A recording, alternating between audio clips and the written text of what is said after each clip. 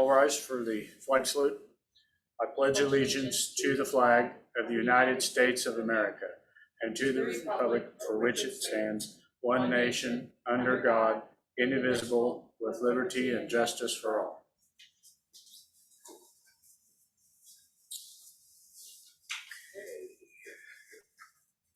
Regular afternoon meeting, County Commissioners. It's December 7th, 2021. Pearl Harbor Day. Remember the sacrifices of those who died and served at Pearl Harbor. Okay. Public comment. I don't see anybody on, nothing here. Did you have a chance to read the minutes? I did. I'll make a motion to approve. I will second that. All in favor say aye. Aye. Aye. Passes 2-0 to accept. Commissioner comments and committee reports. I just wanted to say congratulations on a retirement for our RN K.S.A. from Senior Village.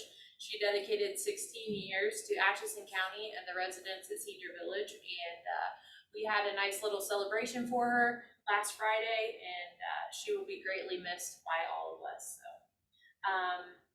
couple other items and dates I wanted to put on your calendars is Atchison County Extension will have a board meeting this evening at First Presbyterian Church at 5:30 p.m., followed by their annual meeting at 7 p.m.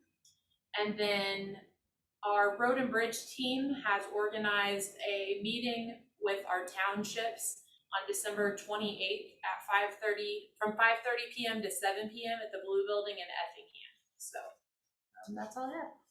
Okay. I had a Northeast Kansas Multi-County Health meeting last night here in Atchison. That went well. Then I want to announce that Friday, December 10th, all non-essential offices will be closed at 12:30 for the rest of the day for a Christmas luncheon party for the county employees, with the exception of the Treasurer's office, and they will remain open for normal business hours. So if you have any questions, you can go to the website. It will be posted on the county website, and this will be our county Christmas celebration.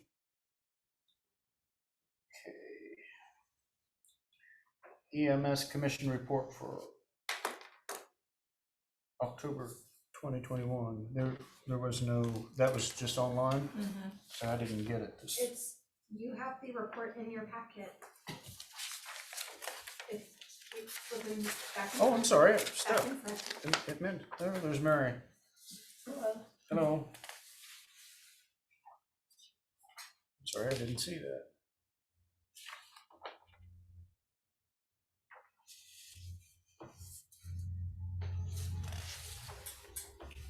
Things look good. Okay, I'll take a quick closer look at that later.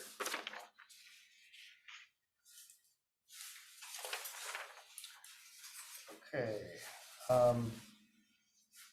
Brian Oswald, facility, does he need to be here for this, or?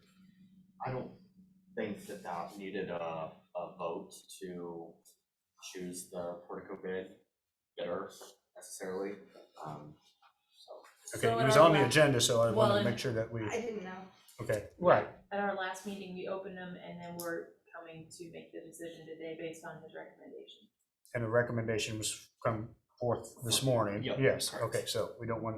I just want to make sure we don't need a Would vote on you let us know what the recommendation is so we can make that motion?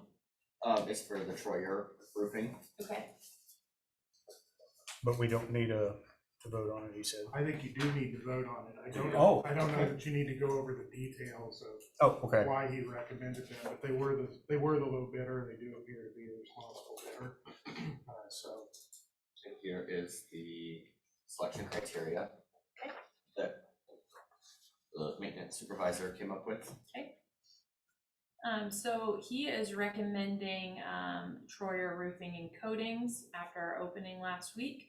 And the factors for selection were excellent references, the labor and material warranty, the itemization that they provided within their bid, the quality of work that they have done in a timely manner on past county projects, and the fact that they were by far the lowest bidder.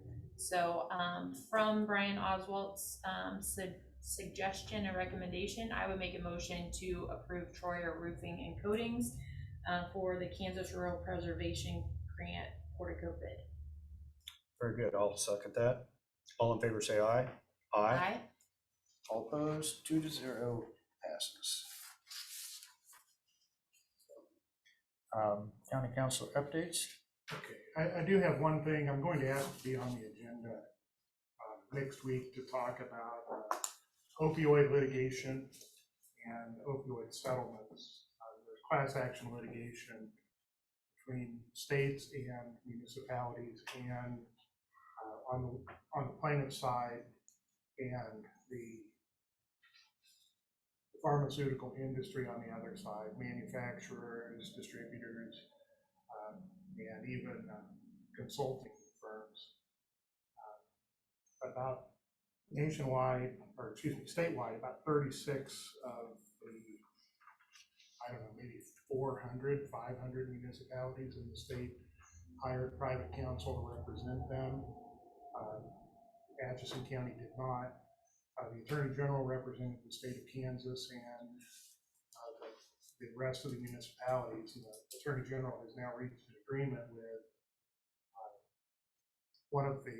with the McKinsey and Company, a consulting firm, and it's a $573 million agreement that the consulting firm reached with the Attorney Generals from 47 of the 50 states. Kansas's share of that is $4.8 million. There are also claims pending against Purdue Pharma and Mallinckrodt Pharmaceuticals, and those are both in a bankruptcy setting. And then in the class action litigation, McKesson, Cardinal Health, and AmerisourceBergen are three distributors. There's three primary distributors, I think, and Janssen Pharmaceuticals and Johnson & Johnson is the other. And in the class action litigation in Ohio, there's been an agreement reached where those three distributors, McKesson, Cardinal Health, and AmerisourceBergen, will pay $21 billion over the next 18 years, and Janssen will pay $5 billion over the next 9 years, which is a total of $26 billion. 22.7 billion of that is to go to states and subdivisions of states to remediate and abate problems with addiction and the impacts of the opioid crisis. Kansas legislature passed reformed the Kansas Fights Addiction Act, passed the Kansas Fights Addiction Act, which allows for the establishment of funds, two different funds, with 75% of the money that's collected through this kind of litigation to go to the state, and that in turn to be distributed according to grants that the board selected. It's explained more in the act. And then the other 25% to go directly to municipalities. And so we have three choices really, and in a sense, this is attorney-client kind of discussions, or could be, but for the most part, it would be me telling you I'm not smart enough to really answer all of your questions because I'm not an expert on opioid litigation. But we have three options. We need to take one of them before the end of the year, or it's made for us. The one is to opt out and to say we do that for either because we say we didn't have any damages and we don't want to be involved in it, or because we want to pursue our own litigation and not be bound by settlement that's made in class action. litigation. I would think we would not want to do that second part, just unless the commission's of the mind to go start that now, or we didn't do that before. The second choice is to opt into the settlement agreement with the courts and just pursue our own claims process where we submit claims paperwork and negotiate on our own through that process to see what we get. And the other is to opt in to the settlement and assign our claims to the Attorney General to handle for us. And so I will send out and also put in the packet 2 letters to kind of outline the Attorney General's position, and then also one that came from the court. And we'll need to make a decision to opt in to the federal litigation, or the litigation in Ohio, the class action litigation, before January 2nd. So it has to be done before the end of the year, as a practical matter. And we have that discussion next week and hopefully get some guidance. We will need to select one person that would be the point of contact for the court or the Attorney General. That could either be the county clerk. Probably makes a lot of sense, but I haven't talked to her about that specifically. Or it could be me. But that's what you'll be asked to do, is designate one person. It could be one of the commissioners as well. So that will be on the agenda for next week. I'll send that out today or tomorrow. Okay. I've got a question on a suit like that, and just say we opted in and we would get $100,000 for our portion of it. Are there stipulations usually on that? Is that money to be used directly for either healthcare, wrongful death, or is that something that you use going forward, that you, okay, now it's the county's money, it needs to be directed towards maybe things affected by opioid use? Well, I don't know the exact terms of these agreements, and that's part of me saying that I'm not smart enough to answer most of your questions. This isn't going to just be, let me back up. I think there are 2 different parts to the settlement. One is to cover past expenses that we incurred because of opioid Treatment deaths. Yeah. And so that portion, to the extent that the settlement is for that, it would just be the county's money to reimburse things you shouldn't have had to spend on before. And you could do virtually whatever you wanted with it. Knowing that the settlement is going forward with payments to be made over the next 18 years, that it seems that those funds are not to cover those past expenses, but to maybe help with fighting addiction. And so to that extent, I think they probably are more appropriately spent on mental health, substance abuse, things like that. And I think you're going to see with the grant process more and more creativity and creating. Drug courts have been around for a long time. We don't have them here. Most smaller communities do not have them. But I think you're going to see some grants from people wanting to start those programs in smaller courts. I'm no expert on how well those work, but for the most part, I think the money that has not yet been received or would not be received initially should be or would be earmarked for fighting addiction, those sorts of things, and also fighting costs for medical care as well. So, but I'm sure there will be more specifics to come with the agreements, because I don't think any of the agreements, even the 28 billion dollar ones, I don't think they're finalized yet. The amounts may be, but the exact use of the funds, I don't think has been determined yet. Okay, thank you, because I was just trying to wrap my head around how that, what they could be used for, or how that works, because I don't remember, at least Atchison County being recipient of something like this before. Not to say they No, would be, I but, don't think we ever had.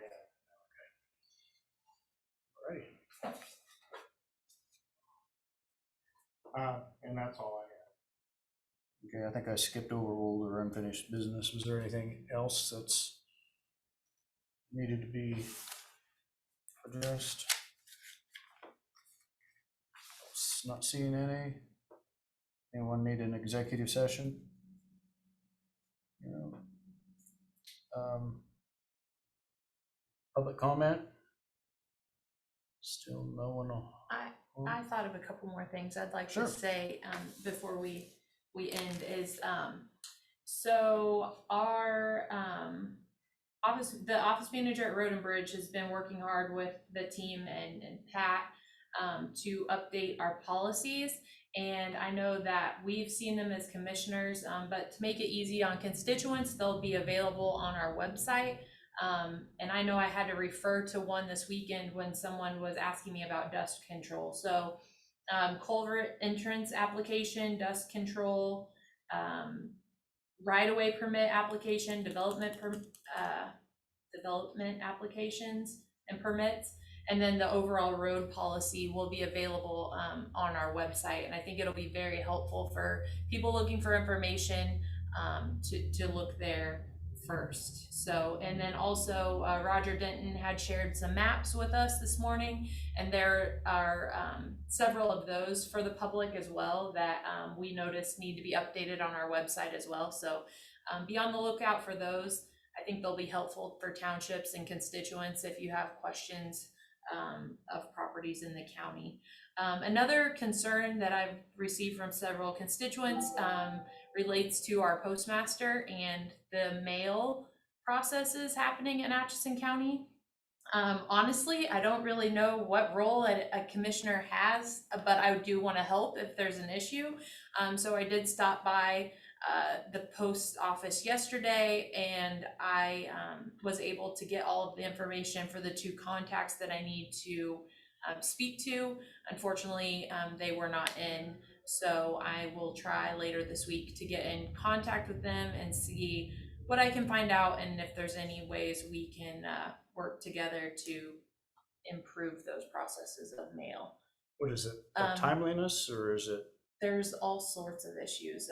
They're not getting it till the middle of the night. Some people are getting it at late hours that is obviously poses a safety concern when you live in rural areas and somebody's showing up at your mailbox in the middle of the night.